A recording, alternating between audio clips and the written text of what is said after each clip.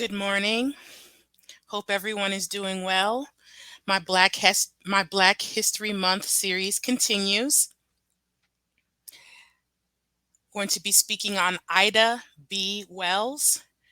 Ida B. Wells, her full name is Ida Bell Wells Barnett. She was born July 16th, 1862, departed from us March 25th from 1931. Was an American investigative journalist, educator, and early leader in the civil rights movement. She was one of the founders of the National Association for the Advancement of Colored People, NAACP. Wells dedicated her lifetime to combating prejudice and violence, the fight for African American equality, especially that of women, and became arguably the most famous Black woman in the United States of her time. Born Ida Bell Wells in Holly Springs, Mississippi, and died in Chicago, Illinois, March 25th, 1931, at the age of 68.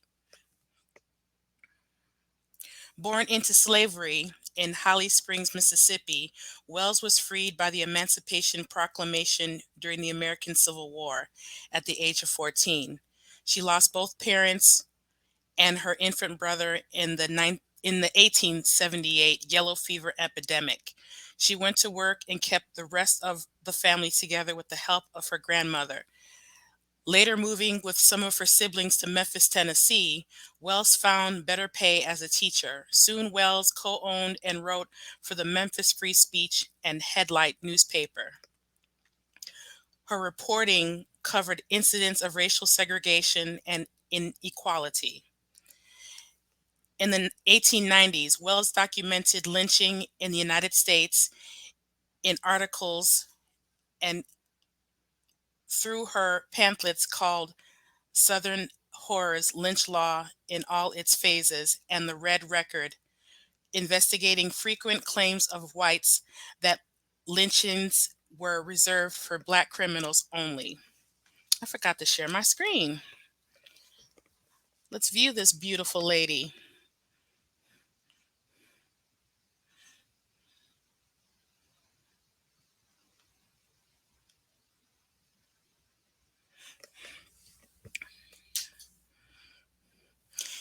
In the 1890s, well documented lynching in the United States in articles and through her pamphlets called Southern Horrors, Lynch Law in All Its Phases. The Red Record investigated frequent claims of whites that lynchings were reserved for Black criminals. I just read that.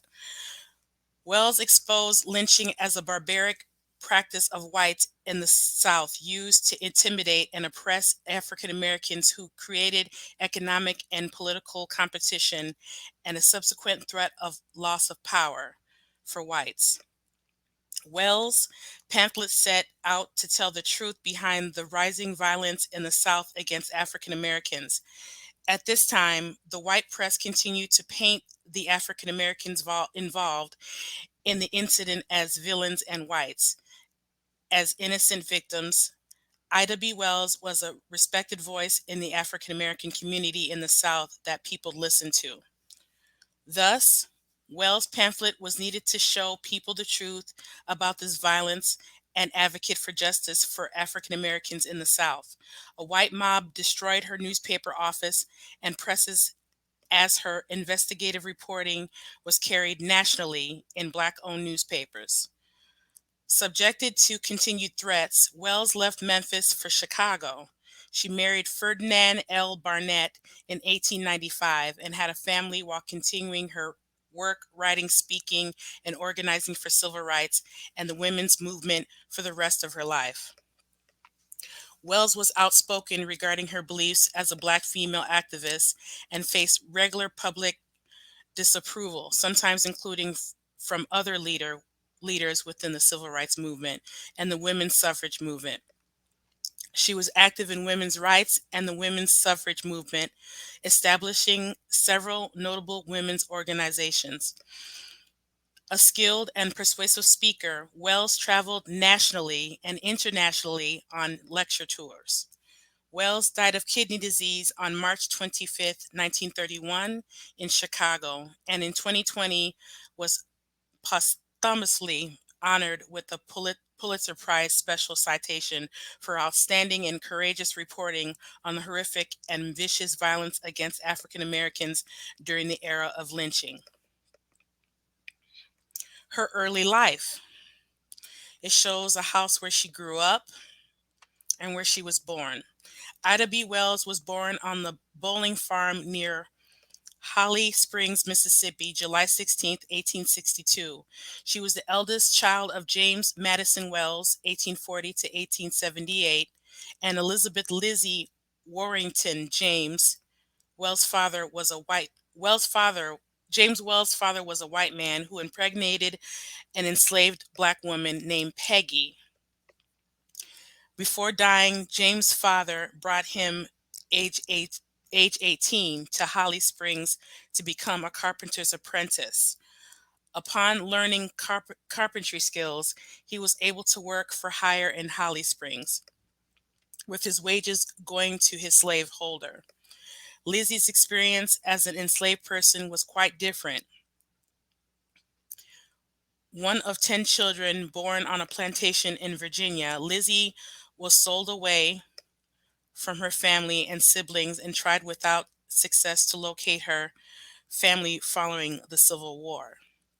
Before the Emancipation Proclamation was issued, Wells' parents were enslaved to Spires Bowling, an architect, and the family lived in the structure now called Bowling Gatewood House, which has become the Ida B. Wells Barnett Museum. After emancipation, Wells' father, James Wells, became a trustee of Shaw College, now Rust College.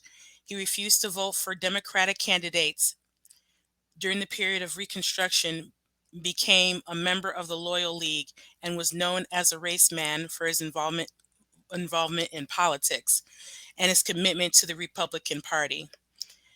He found a successful carpentry business in Holly Springs in 1867, and his wife Lizzie became known as a famous cook. Ida B. Wells was one of the 8 children, and she enrolled in the historically Black liberal arts college, Rust College, in Holly Springs, formerly Shaw College. In September 1878, tragedy struck the Wells family when both of Ida's parents died during a yellow fever epidemic that also claimed a sibling. Wells had been visiting her grandmother's farm near Holly Springs at the time and was spared.